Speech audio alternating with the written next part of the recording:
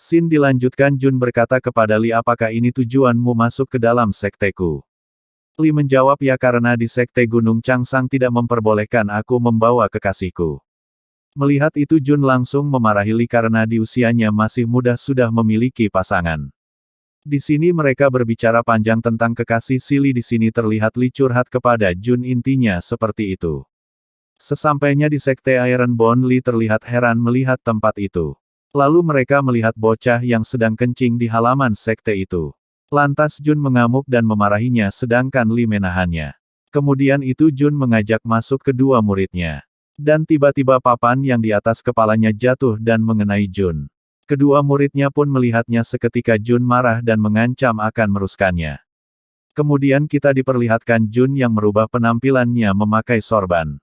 Kemudian Jun menyuruh Li untuk mengurus pembangunan sekte itu. Beberapa hari kemudian pembangunan sekte itu pun terlihat lancar, Jun yang sedang duduk sambil memegang ramuan di tangannya. Kemudian Jun berkata, aku akan meningkatkan kultivasiku. Di sini kita dikasih tahu bahwa ramuan itu adalah cairan peningkatan ketangkasan. Kemudian Jun meminumnya. Tiba-tiba dia merasakan di dalam tubuhnya yaitu akar spiritual yang rendah itu berubah menjadi tingkat biasa dan Jun langsung menerobos ke tingkat 7. Mendengar hal itu Jun tampak senang sambil mengeluarkan sedikit kekuatannya. Kemudian dia bertanya kepada sistemnya apakah ada cara meningkatkan kultivasi dengan cepat. Sistem pun menjawab yaitu dengan menukarkan semua poin dengan dasar kultivasi. Tanpa ragu-ragu Jun pun menyetujuinya. Setelah itu Jun pun merasakan kekuatan yang luar biasa dan sistem mengatakan bahwa Jun menerobos ke 10 tingkat. Jun pun mengetes kekuatan yang baru ia dapatkan, alangkah terkejutnya tembok sektenya sekali tinju langsung jebol. Tapi dengan bodohnya dia harus memperbaikinya lagi dan akan menghabiskan 200 tael untuk membetulkan. 3 hari kemudian, Jun pun keluar dari tempat meditasinya. Setelah itu dia sangat terkejut karena pemandangan indah setelah renovasi sekte mereka. Di sini kita diperlihatkan betapa indahnya dan bagus sekte Iron Bone ini. Jun tidak menyangka bahwa sektenya akan sebagus ini, kemudian dia memberikan pujian kepada Li karena dialah yang mengurus pembangunan sekte ini. Murid-murid pun datang ke sekte mereka dan mereka terkesan saat melihat sekte yang sangat indah ini. Jun dan Li pun menyambut mereka dan menyuruh mereka masuk. Tiba-tiba di luar sekte terlihat ada seseorang yang ingin minta tolong. Li dan Jun pun langsung menolongnya. Pria itu mengaku bahwa dia diserang oleh para bandit, sedangkan Li terheran mengapa Jun lebih cepat daripada dia. Di sini pria tadi rupanya murid si Jun dan bandit itu mengancam untuk memberikan uang. Mendengar itu Jun terlihat marah karena muridnya sudah dirampok. Kemudian Jun pun akan mendatangi bandit tersebut yang berada di Gunung Hitam. Kemudian Li memberitahunya bahwa terdapat sekitar 200 bandit di sana, dan meminta agar dia ikut menemani Jun, tetapi Jun tidak memperoleh dia ikut, kemudian pun dengan aura menyeramkan Jun pun pergi. Sesampainya di Gunung Hitam terlihat ada 2 bandit yang sedang berbicara lalu mereka melihat ada orang yang datang yaitu Jun, lalu Jun bertanya apakah ada bos di sini. Kedua bandit tersebut pun meremehkannya, tiba-tiba Jun membunuh teman di samping orang itu. Kemudian orang di sampingnya berkeringat dingin, dan Jun menanyakan antar aku ke bosmu.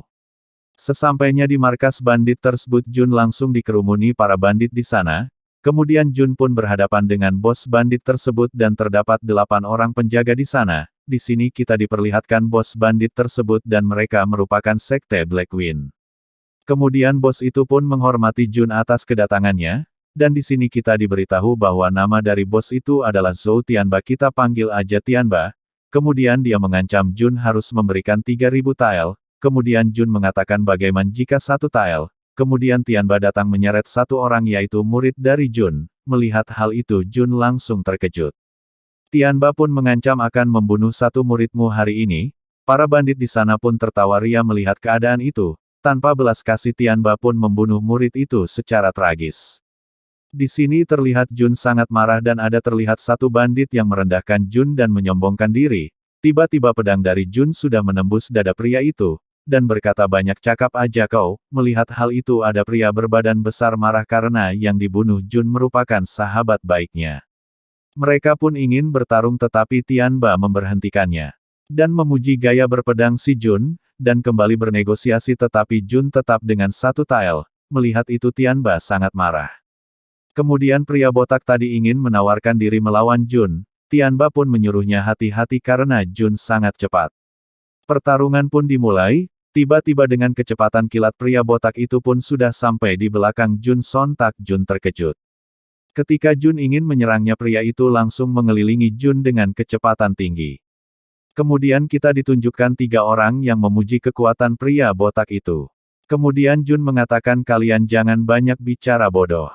Sekitar Jun melepaskan serangnya dan langsung memotong kepala pria botak tadi. Di sini Mimin gak memperlihatkannya karena takut terkena pelanggaran. Kemudian Jun berkata, bodoh, apakah kau tidak tahu caranya untuk berbelok? Melihat hal itu anggota Tianba langsung menyerang Jun bersamaan, tetapi dengan mudah Jun menghindarinya. Kemudian Jun mengeluarkan pedang yang dinamakan pedang bencana. Para bandit di sana tertawa dan berkata, apakah itu untuk menggosok gigi? Kemudian pun Jun membuka segel pedang bencana itu. Tiba-tiba sebuah energi besar meledak seketika membuat mati Tianba silau karena pedang tersebut sudah sampai di depan mata Tianba. Alangkah terkejutnya mereka melihat pedang tersebut memiliki panjang sampai 40 meter dan telah membunuh 3 orang yang menyerang Jun. Kemudian Tianba pun dari sombong sampai berkeringat dingin dan memohon untuk berbicara baik-baik. Tetapi Jun berkata bahwa kalau dia sudah membuka segelnya maka akan susah untuk mengembalikannya. Dan tiba-tiba dia orang di samping Tianba Magi seketika terkena tebasan Jun, tetapi Tianba tidak dikarenakan dia menunduk. Di sini terlihat Tianba ketakutan dan ada hal lebih mengerikan bahwasanya itu tadi bukan hanya 2 orang melainkan lebih dari 1000 orang, kata Jun.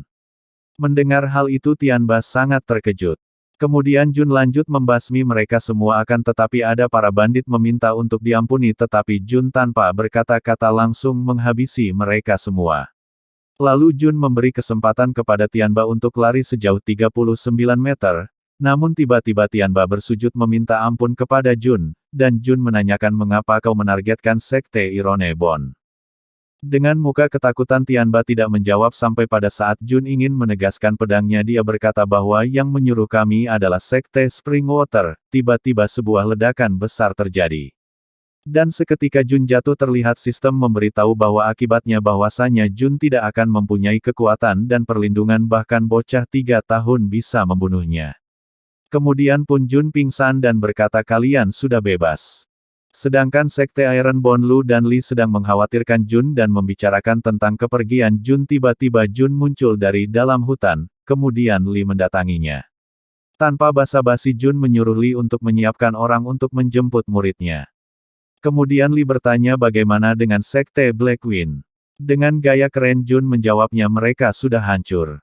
Kemudian kita diperlihatkan lokasi Sekte Black Wind yang sudah terlihat hancur lebur.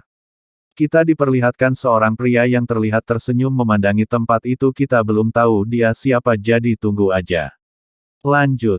Kemudian Jun kembali bertapa ke dalam ruang dimensinya karena mempunyai banyak murid. Jun pun harus mempelajari kultivasi dasar dan dia harus membelinya di sistem miliknya. Dalam keadaan terdesak Jun tiba-tiba mendapatkan dasar kultivasi tingkat dewa yang membuatnya senang dan terkejut. Kemudian Lu dan Li mendatangi Jun yang sedang memanggil mereka, dan di sini Jun ingin memberitahu bahwa sudah siap mendesain pakaian milik sektenya. Kemudian Li bertanya, bukanlah paling utama mengajari murid kultivasi Tuan? Jun langsung mengeluarkan buku dan tertulis buku itu bermanfaat untuk meningkatkan fisik. Kemudian dia menyuruh Li dan Lu membagikan buku itu ke semua murid. Kemudian Li membuka buku itu dan terkejut akan informasi dalamnya. Kemudian Jun memberitahu Lu bahwa yang dia berikan adalah teknik kultivasi tingkat dewa. Kemudian Lu pun mempelajarinya dan berkata bahwa dia sudah meremehkan Sekte Iron Bone. Jun pun juga berlatih teknik itu. 2 hari kemudian Li melaporkan bahwa dia sudah berhasil melakukan.